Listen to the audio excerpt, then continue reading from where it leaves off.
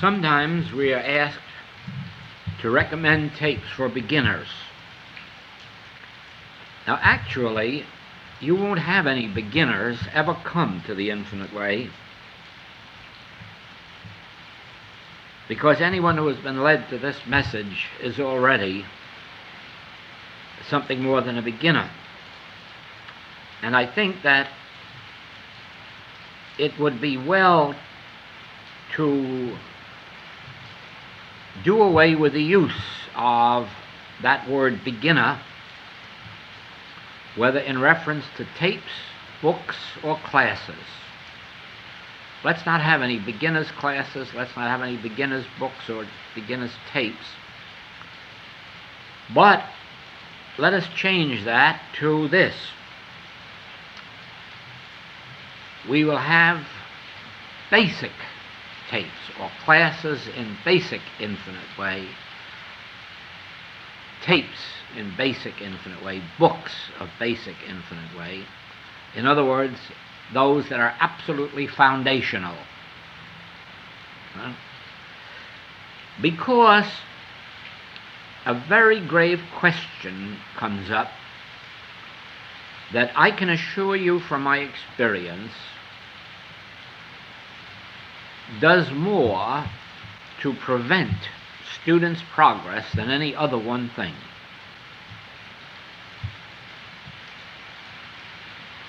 Everyone wants the most advanced teaching they can get, and very few are interested in having a foundation.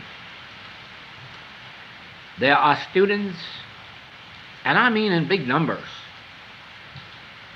who want to be in practitioners' classes who have never had a closed class.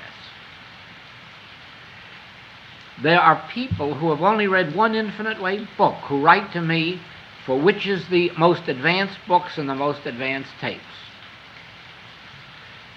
And they believe that they're capable of digesting them, of assimilating them. They're not. They never will be anything but time wasters. Right? Because it is just as true in studying a mystical message as it is in studying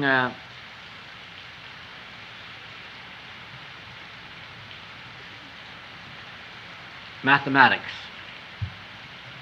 grammar. Without the foundational points, you cannot achieve the mastery of the subject. And we have far too many dabblers in the arts and sciences as well as in the spiritual life, and in the spiritual life more than in any other.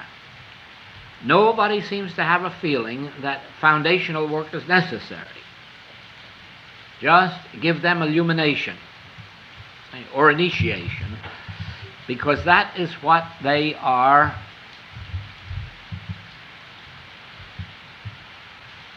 seeking. And so it is that very often it is necessary for me in the monthly letters to remind students that no one is going to advance in the Infinite Way without the foundational points. But on the other hand, no advanced student is going to succeed unless they keep going back to the foundational points.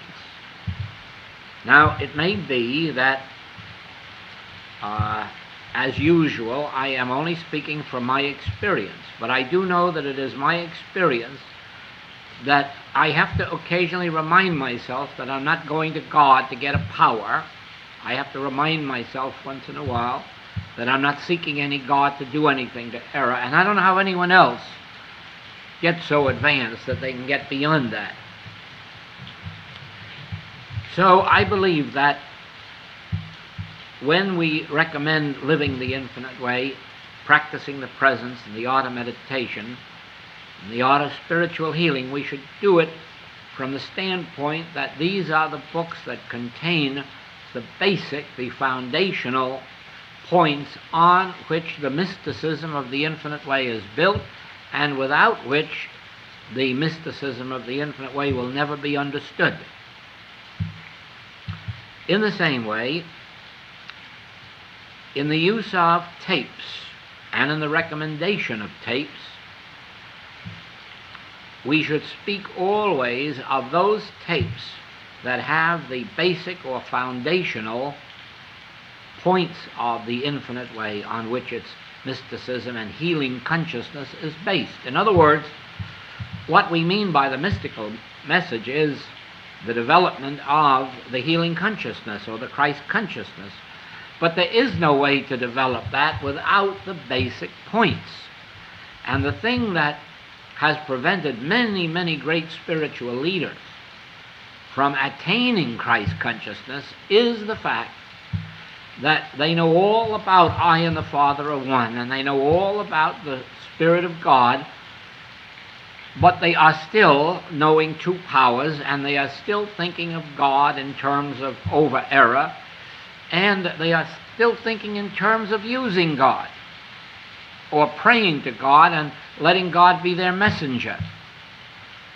Now, until a student has really ruled out of consciousness that you are going to get God to be your messenger boy and go out and do something for you, you cannot have the healing consciousness. Therefore, the basic and foundational tapes and books are essential for the development of spiritual consciousness. And among the tapes, we can recommend all of the San Diego tapes, Toronto, Canada, Holland, Lausanne, Switzerland, Grand Rapids, Santa Barbara, and the Denver practitioner class. All of these, you may safely say, contain basic foundational points, and the use of these and the application of these to daily human problems.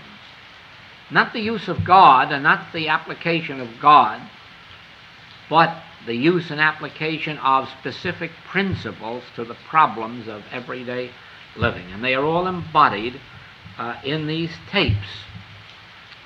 To you who are hearing these tapes out in the world, the noise that you hear on this tape and probably on some of the others of this series is the rain.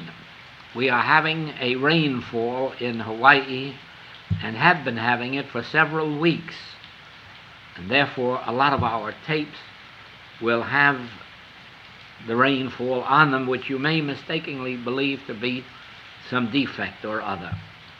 It isn't. It's just what we out here call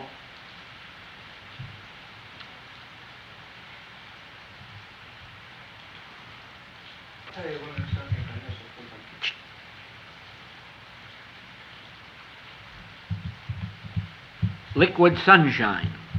That is our term for rain out here, liquid sunshine. And most of the time it is, but not today.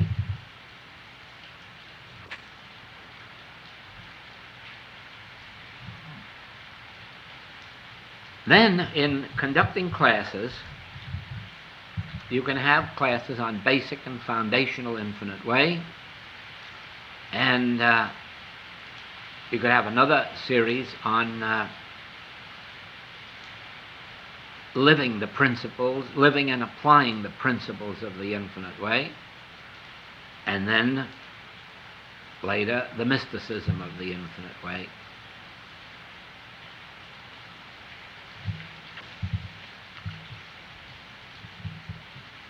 In the mysticism of the infinite way,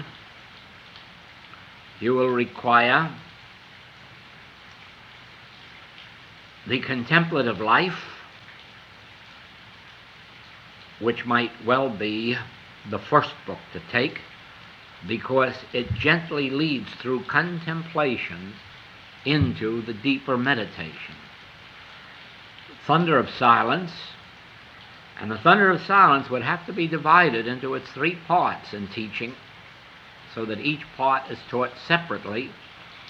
And the third and final part, the Sermon on the Mount, should be, of course, a class entirely by itself, because these chapters, the Sermon on the Mount, really contain height of mysticism. And then from there, you would go into the parenthesis in eternity. And here, too, you would have to take them in their separate parts, because you find that they graduate. They go up in a very gentle upward slope or slant. And when you get into the parenthesis in eternity, you are getting into a teaching that has never before been explained, revealed as it is there. Now, on the subject of reincarnation, it isn't wise to go into this subject separate and apart from those chapters, but those who are interested, you could recommend the book Reincarnation, published by the Julian Press in New York City, because this takes up the subject of reincarnation in the fullest and most complete way that has ever been done in the history of the world in a book. And it presents it from the standpoint of both the East and the West, and anyone can get out of it whatever they're capable of receiving, far better than we could explain it without the great authorities that they have. With us, explaining it would be personal opinion, and here they have authority. But that which we are imparting as a part of the mysticism of the infinite way, and which is so important to us, is that part of the subject covered by the parenthesis in eternity. And the reason is this: if you can understand that the period from our conception until the grave is a parenthesis,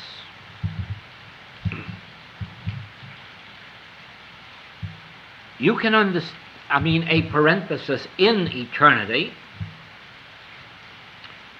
And of course, you illustrate eternity with a ring and show the parenthesis covering a quarter of the ring, and another parenthesis, another quarter, another parenthesis, so that supposing you start with the second parenthesis, where we are now, and show that there must have been a parenthesis before into which we have come, or else you have no authority for saying that you will leave this parenthesis to enter another one. You would have to say, well, if there was no one before, why should we believe there is one afterward? If we began, why don't we end? Therefore, it has to be clear that there was a parenthesis before this one. And on this basis, you can understand some of the things that have happened to you in this life. Before we come to that, let's go to the one after this. What is going to happen to us in the next parenthesis? Are we going to be born in a slave country, if there are any left on earth? Are we going to be born in a poverty-stricken country? Are we going to be born, is there any possibility of our being born into adverse circumstances? And the only answer is, the treasures that we lay up in this parenthesis is what we will carry into the next parenthesis. In other words, you know right well you won't carry your wealth with you. no matter how much it may be, how great it may be. You know you're not carrying this body with you. You know that you are not carrying your property with you. You are not carrying your family with you. You are going alone. And the only thing you can carry with you is what has been stored up in your consciousness. And therefore, if you have laid up flesh, lust, ambition, greed, selfishness, that is what you must carry with you into your next parenthesis. The Orientals call this karma, the Hindus. But the Christians call it, as ye sow, so shall ye reap. And they are warned that this carries over into the next life, where it is given them, lay up for yourselves treasures in heaven. Because that's what will greet you in your next parenthesis. Now, that behooves us as students to give all that we can to our studies, to our meditations, to the practice of these principles, so that we can feel that when we leave here, and whenever that may be, that at least we will carry with us that which will be a foundation for a new start. Now, this will likewise explain to you some of the good and some of the evil that has happened to you in this parenthesis, because you are carrying with you here some of what you laid up to bring across, whether it was the flesh or the spirit.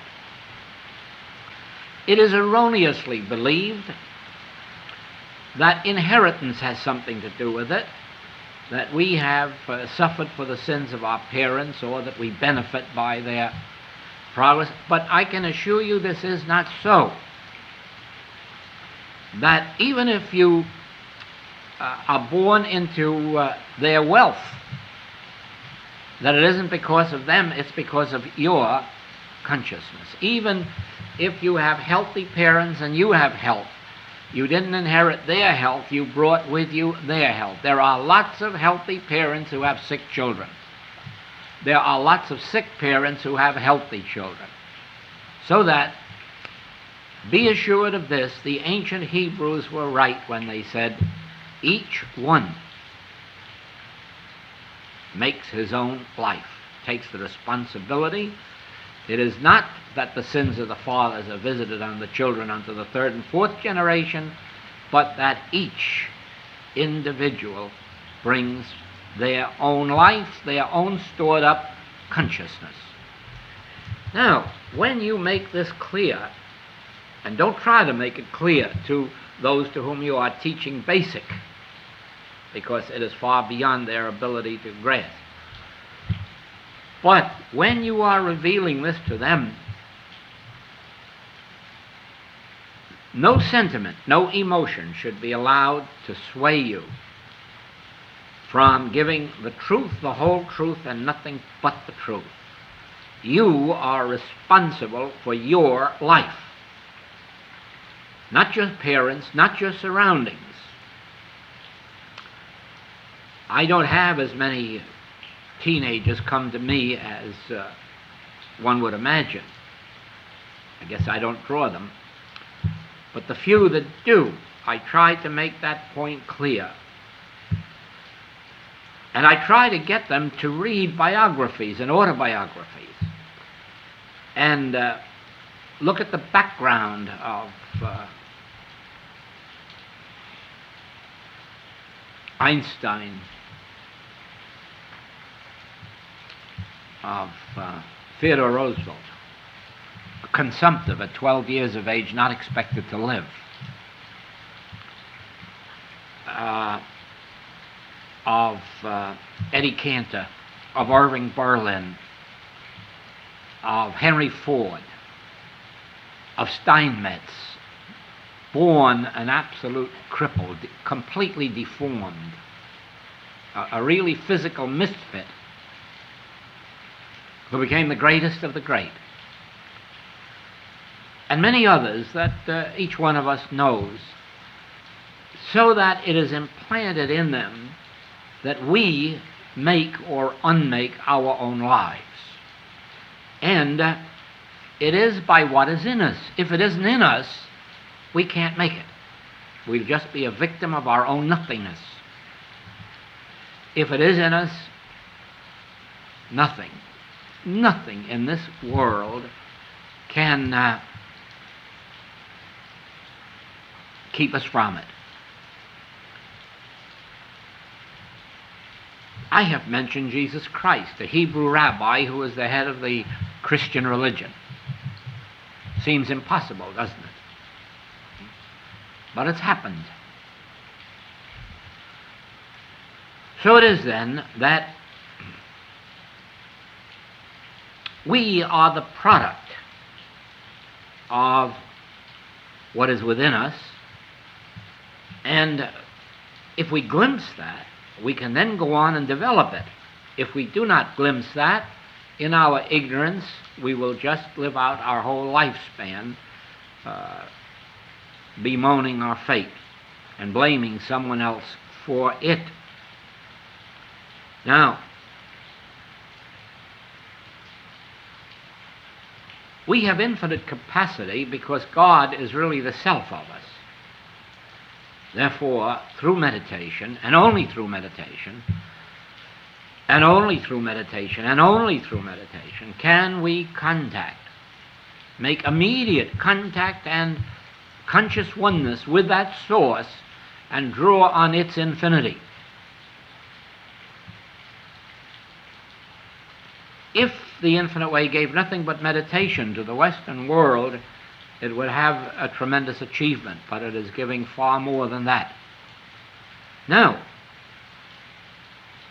once we can draw on our source, there is no handicap in our experience that we cannot overcome.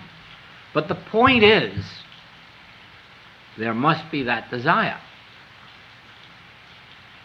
Otherwise, it cannot be. You know as well as I do that Alcoholics Anonymous has blessed many, many, many people, but there are loads who have not benefited by it, who have tried it, because the will to overcome it wasn't there. That inner drive, that inner capacity to want to achieve it. And so it is that we have plenty of students in the Infinite Way who go no further than being healed or trying to get on a platform to display their ego. Now,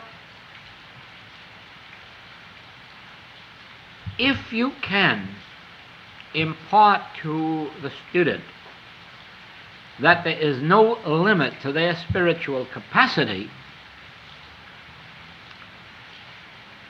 even out of the full Christhood,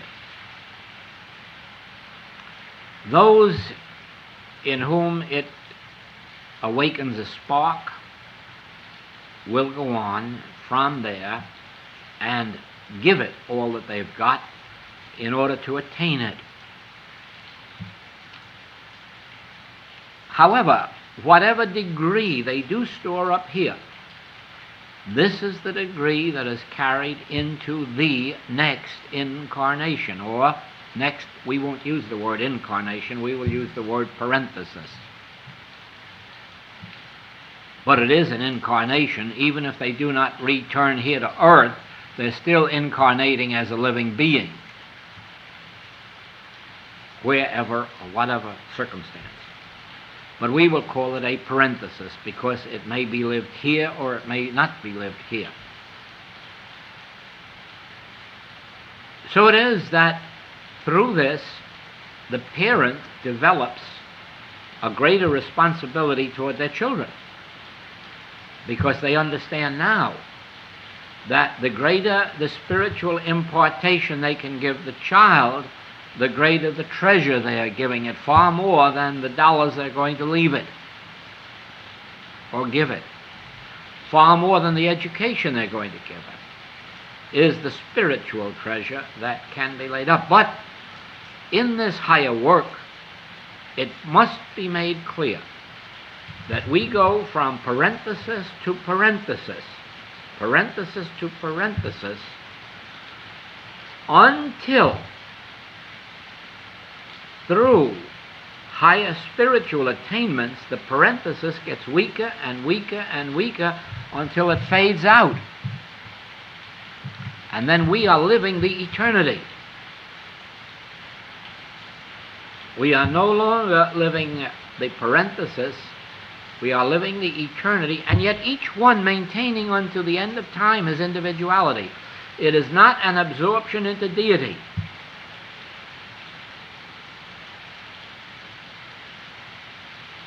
We have, each one of us, an individuality, that is, some individual mode and form of expression. We will have that unto the, well, there will never come a time when we will be without it, because we were created with it. And that is our permanent identity. We may be a male in one incarnation and a female in another, depending on what our purpose is in incarnating, what the reason is. But it will always be I. Always I in my own identity. Always I will be looking out of here, and whether this form seems to be a male form or a female form or a neuter form, if there ever is going to be one, whatever it is, I will always be I.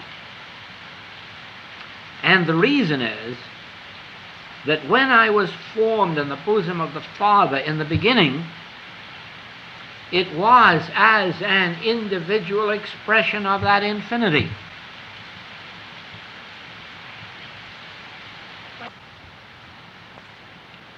Only on the basis of this parenthesis does life have a meaning. In other words, it tells me why I am an infinite way work. It doesn't make a mockery or an accident out of life and say, no, you were born like everybody else and opportunity came, or you made an opportunity, or you were favored of God. Or no, it shows me that I must be an unfolding, a progressively unfolding state of consciousness, and that I must have been somewhere or other on this path and evolved toward this point. And I can tell you that throughout my entire life, even as a child, I knew that life was evolutionary, because in New York City, where I was born and brought up, there was a great deal of talk of the revolutionary side, because it was in New York that the first great strikes took place in the ready-to-wear industry, and where we saw the effects of clubs and brass knuckles in bringing order into it, and that it was accomplished not by an evolutionary process, but by a revolutionary process. Just as with the miners in Pennsylvania under Lewis, there was no evolutionary process there, it was a revolutionary process. And just as with the Negro, the Civil War was the greatest failure that mankind has ever known, because it is the one war that was supposed to be based on man's freedom and equality, and it never accomplished either of those things. It has been said that Abraham Lincoln failed in 29 events of his life and then succeeded in becoming president. But in order to make his 30 complete, he failed as a president, because he gave us a war without an excuse, rhyme, or reason, that never had a possibility to succeed, and it didn't succeed. And so giving the Negro freedom by revolutionary means or rebellious means or war means was a failure. It couldn't happen. And so now it is taking place more through evolution, even though some misguided people are reverting to the revolutionary. Now, these attempts that are being made in the Southland, in Mississippi and in Alabama, are the revolutionary methods. They cannot succeed in anything but hard feelings, because as long as the present generation is on earth, those whites will hate the blacks and the blacks will hate the whites. So that whatever integration will only come with future generations through evolution, not through this revolution. And all of this could be accomplished without these fights and strikes and battles. But the consciousness of these people isn't ready to understand an evolutionary process of life. We have witnessed this, those of us who are New Yorkers, in watching immigration. In New York City, of course, was the great immigration of the early days. And the people came from Ireland, and the people came from Middle Europe, and the people came from Russia. And I can tell you, they were sad, sad people in sad, sad plights. And that first generation weren't always the ideal people. But when you stop now to see their children and their children's children and see how they have integrated, how they are no longer German Americans or Russian Americans or Irish Americans, they are just Americans, whereas the first generation wouldn't acknowledge that. We had Irish American societies, Holland American societies, and so forth and so on.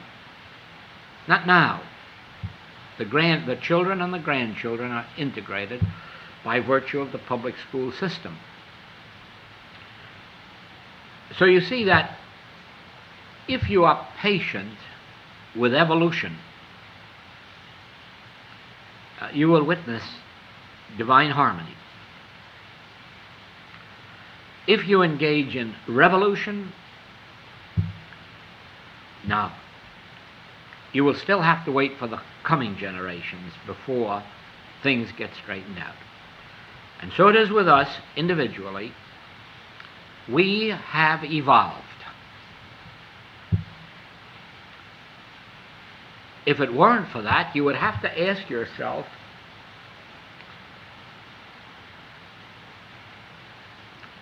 why did some of these people migrate to the United States and the others stay at home? Why didn't they all migrate? In the old days, they could have. We had open immigration for the European side, not the Oriental side. And so everybody in Russia could have migrated. Every Jew in Germany could have migrated. Every poverty-stricken farmer in Ireland could have. Why not? Consciousness was not prepared for the experience, you see. And so it is that those only who had evolved to that point where they could go on migrated.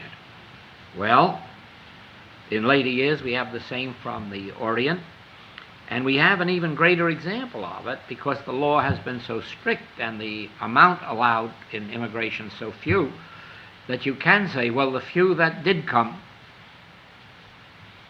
had something that enabled them to pick up their beds and walk.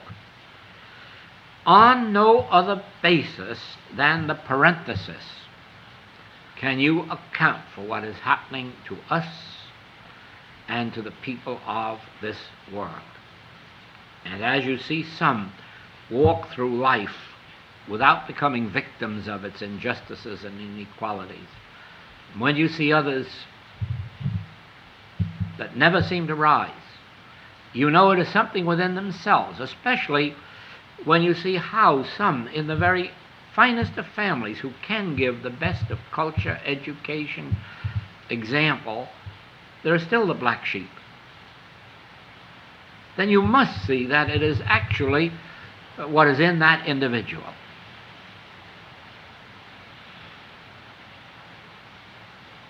I am making a large point of that at this point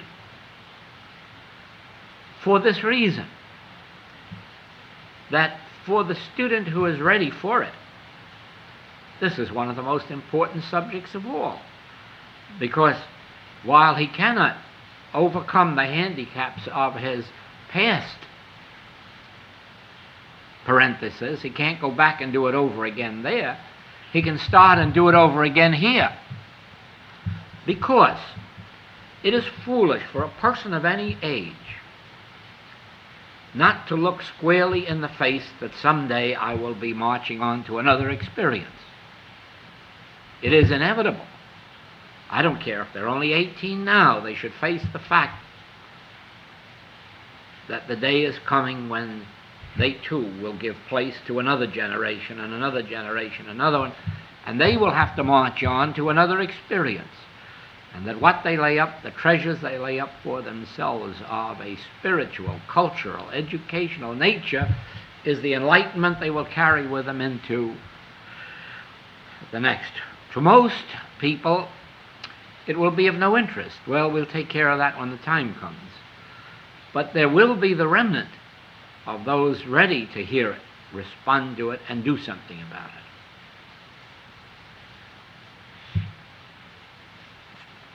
Then, there is an essential point that has to be brought out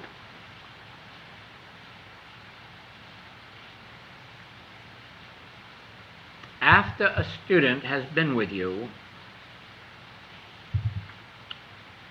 not any particular amount of months, but for a long enough time for you to see that the time has come for them to realize it. You must realize that one of the principles of the infinite way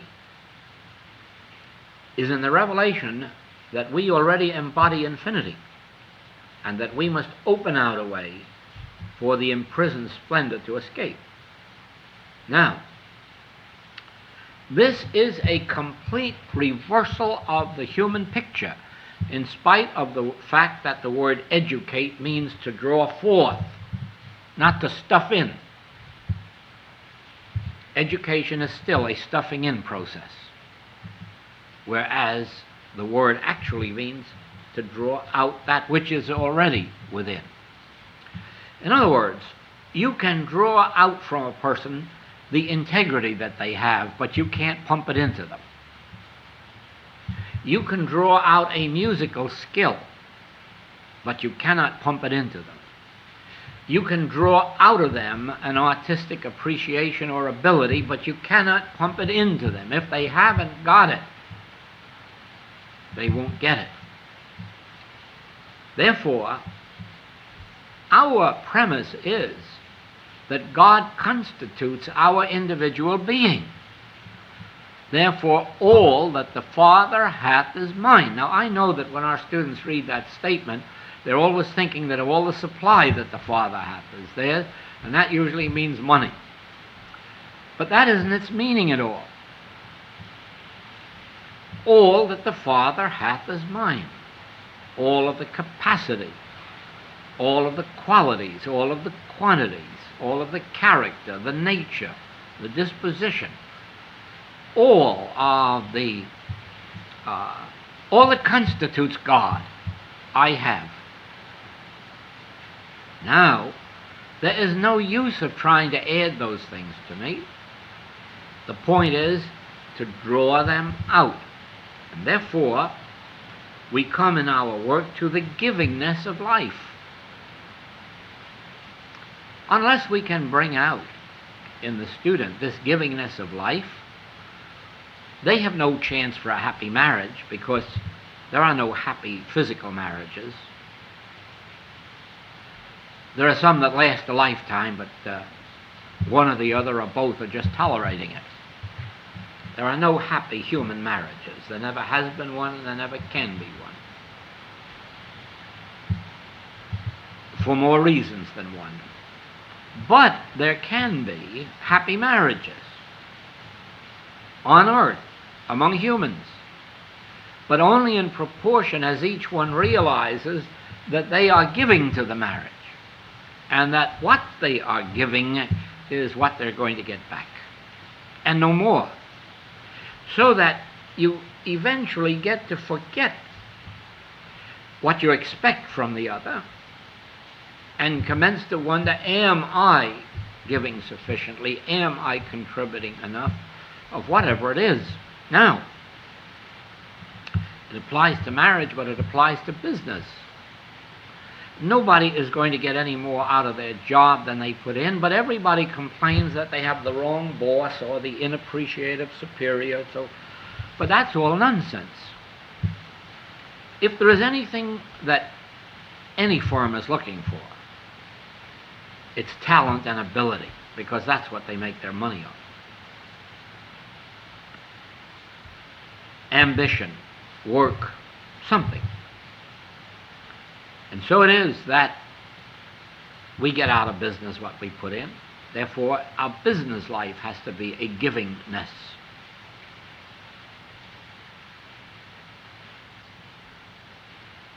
Then in every department of our life, the lesson of givingness must be taught, and that begins somewhere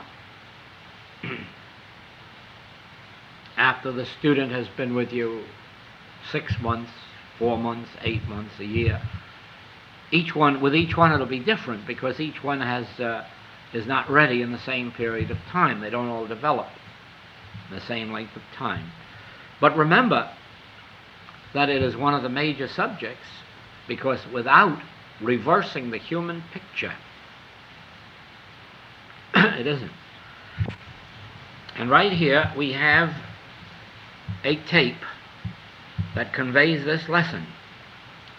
It is the 1958 London Open, Reel 1, and the subject is self-surrender.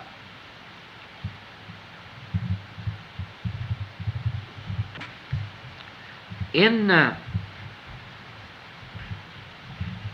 imparting the higher work, the more advanced work, and the mystical work, please remember this, that you will notice, both on tapes and in the books, that regardless of how high the message goes, it always brings you back to earth by inserting some of the basic principles of the letter of truth. And the reason is that it is absolutely impossible to live the mystical life without the conscious remembrance of the basic foundational points on which it is built. Because without this, we become clouds without rain, or we become mystics separate and apart from the activity of the world, the practicality of the world, and we become dreamers. Now, to my sense, to be a dreamer is the most ideal state of being. If the dreamer always remembers the foundation on which the dream is built and the reason for his dreaming, he is only dreaming in order to make this life a better one, a more spiritual one, not humanly better, but bringing the spiritual dreams into the daily experience. In other words, as I see the mission of the Infinite Way, it is that the Word become flesh. That is, that the state of mystical consciousness that we attain become the degree of harmony in our daily life. In my own life, I do not separate these at all. I make always every mystical principle apply to my daily living. In other words, these spiritual principles must enable me, if I have a business, to have a better business. If I have an art or profession, to be better at it.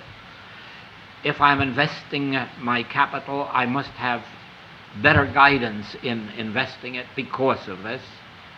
In other words, every bit of my spiritual approach must help me, even in my benevolences. It is my dreams that must be fulfilled on earth.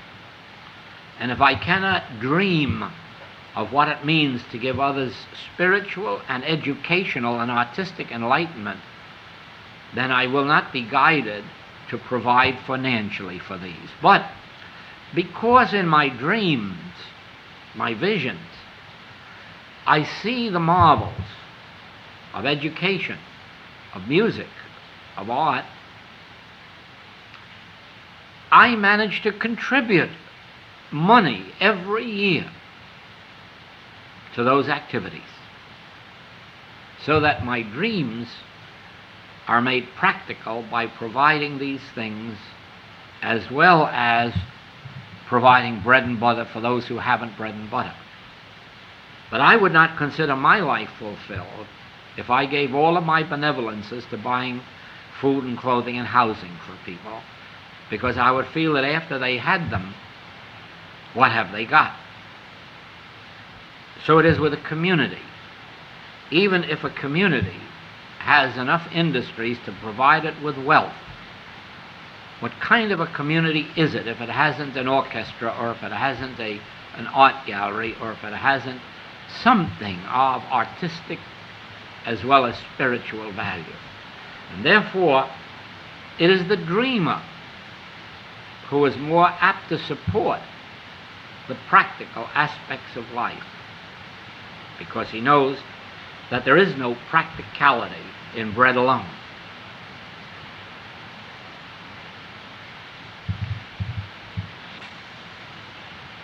Every teacher and practitioner should remember this, that there is no disgrace in not knowing something, because none of us knows everything. And therefore, when students ask questions, if you do not know the answer, be honest enough to say, I would rather look it up and get more information on it before I take up this subject, or this is a subject that I do not care to take up because I do not feel that it is a part of my work. It is in the same way that you'll notice in all my classes, whenever questions have come up about the afterlife or spiritualism or reincarnation, I have said I do not care to discuss those subjects in class. And I also do not discuss them privately, except where the individual has come to some that measure and have made their own attempt by at least getting all the information they can. Don't expect me to give them what's in that book on reincarnation. Don't expect me to give them what they can find on spiritualism in the books. That's their function. If there's anything beyond that, they ask and I have the answer, then I will give it. But never, never hesitate. If you're not certain, do not answer. It is better not to answer than to mislead. And there is no disgrace in saying, I don't know everything that's to be known. Again, when the question is on something to do with the message of the infinite way, be very careful not to answer a question, unless you are so thoroughly familiar with the writings on that subject that you know right well they cannot come back at you afterward and say, well, you didn't know what you were talking about, you should have read the books more. In other words, you will hold your dignity more by saying, let's take that up next week or the week after, and then speaking authoritatively than just speaking out quickly for the sake of giving an answer, and then having your student find out how clay feet you've got that you didn't even know your books. Another question that comes up. You will be asked over and over and over again, shall I take medicines? Shall I go to the doctor? Now, number one, your patient or student has a family, and you have no right to offer any advice that would antagonize their family or their family life. Therefore, You should never advise whether or not they should go to the doctor or have an operation. You should say that is something that has to be resolved between you and your family. You must keep peace with your family, even if it is a suffer it to be so now. And you must take the attitude that since there is no evil, there can be no evil consequences. In other words, there are those in metaphysics who are superstitious and believe that if they take an aspirin, God will punish them, or if they have an operation, God will punish them. But we who have been in it have found that we wear eyeglasses, and others wear earphones, and others wear arch supports, and God hasn't punished us for it. So that it is folly to separate one branch of materia medica and say, yes, go to a dentist or wear eyeglasses, but don't do the other. In other words, all of these are suffer it to be so now. And our goal is to become free, not by repression, not by suppression, but by spiritual enlightenment. When the Christ touches consciousness, you will be freed of smoking or drinking or whatever it may be that is bothering you. And when you are sufficiently touched by the Christ, you will be freed of any reliance, or more and more freed of reliance on material means. Therefore, you do not set yourself up as a judge and tell your patients what they should do, because if they have a broken bone, they can't walk on their leg without crutches. Now, what's the use of fooling yourself? They can't do it. If you could rise high enough to give them an instantaneous healing so that they could, and you could say, rise, pick up thy bed and walk, all right. But otherwise, don't tell them not to use crutches. And therefore, if they have diabetes and they have to take insulin for the time being, or they have heart trouble and they have to take digitalis, or if they have something else, let them alone and keep giving them help. The time will come when you yourself will know whether they're just using truth as a crutch. Then is the time for you to drop it and say, no, you're not really making the effort to go this way, and I have others who are. But otherwise, do not intrude into that family life or their personal life, but tell them to work it out, and you will work with them for their freedom. If that freedom isn't attained and you see they're not really trying hard enough, then you can break away.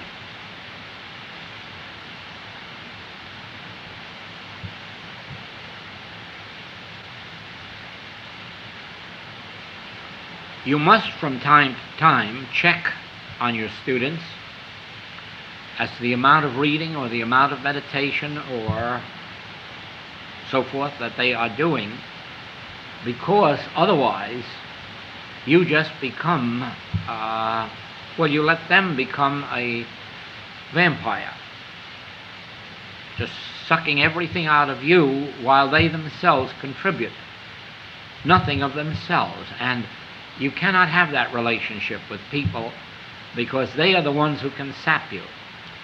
I have noticed in my work, I am never sapped by teaching those where there is a flow, those who are yielding and responding and giving, studying, meditating, you see.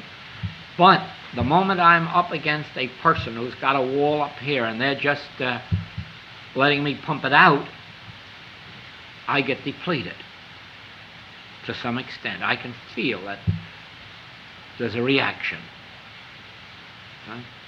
And the reason is that they're not giving me back what I'm giving out to them. There's no flow going on. But when you drink this in and then go out and practice and meditate and read, and you're giving me a flow while you're sitting here. See that? It's back and forth. We are two or more gathered together. We're not just a vine feeding a lot of vampire vines. Right?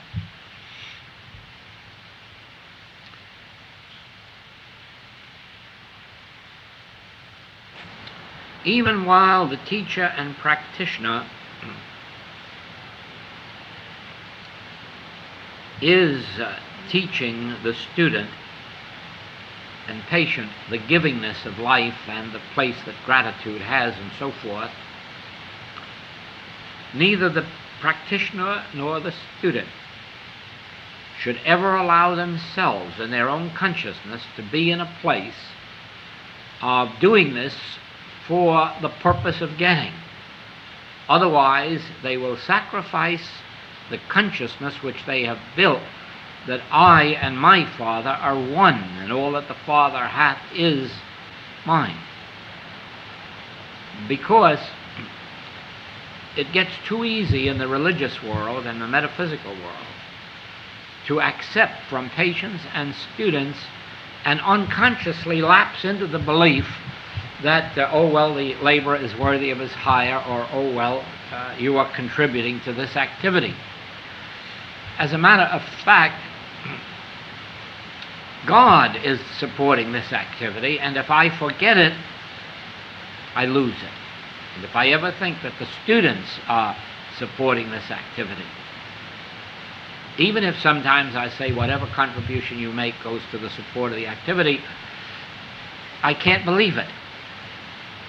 Firstly, because I've seen how many years there were no students contributing to the activity, and the activity went on. And all over the world where they weren't accustomed to contributing and where they had no money to contribute, and it still went on. And I know the reason. Only because I know the I, and only because when I accept, and of course, probably you've already had the experience that students are very generous. Not every one. They haven't grown to that. But there are those. So that there is a generous income. But within myself, if I looked for it or expected it or thought it was part of my demonstration, that's where it would be lost. I must always maintain within myself the realization that I and the Father are one, and all the Father hath is mine, and let it come from the directions through which it will come. And several times it has come through inheritances from students who said nothing about it at the time, but when their will was read, there it was. You never know the ways that God has to fulfill His own function and so forth. So that even in teaching givingness, be watchful that you don't fall into the religious attitude of believing that if you're grateful, God will bless you, and my supply comes from your gratitude. Now, I and my Father are one. Without this, we will not learn the bigger lesson, which is this.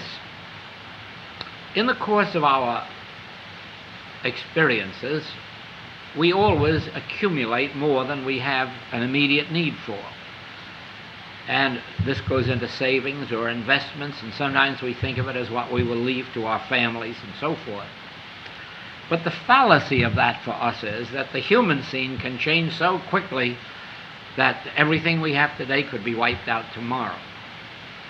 And unless we ourselves were in the consciousness that manna falls day by day, I and the Father are one today, regardless of what happened yesterday, we would be in a sad fix. And so it is that while we're not expecting such things, we are prepared for whatever may happen in human experience, because now I and the Father are one. In the same way that today we all have a certain amount of protection because there is a police department and an army and a navy. But in many countries, the police department and the army and the navy turn against the people. And then you see what happens to them when there's a revolution or rebellion, and the soldiers start shooting down the people, the very soldiers that were paid by the people. So that if you were looking to your protection in that direction, you'd have no protection. So your only protection has to be that I am hid with Christ in God. I live and move and have my being in God, and then let what happens out here. Well, that's that.